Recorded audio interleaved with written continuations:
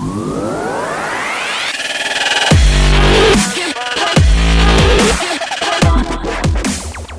everyone, welcome to Shaker's Conglomerate and the Zenke project, where we're working on the SR20, getting it ready to go back into the 240SX. So we're going to start with, today, taking the intake manifold off, taking the valve cover off, and getting ready to take the head off and do the timing. So let's get to that.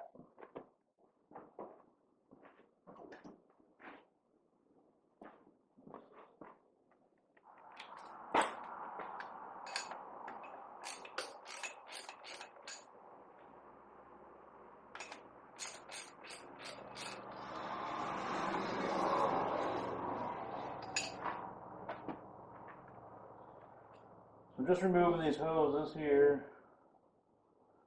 so I can get to the intake manifold bolts, and try to take this all off in one unit.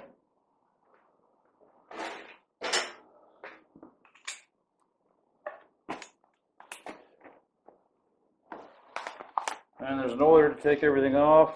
I've written down. I'm going to follow along. Hopefully I get it right.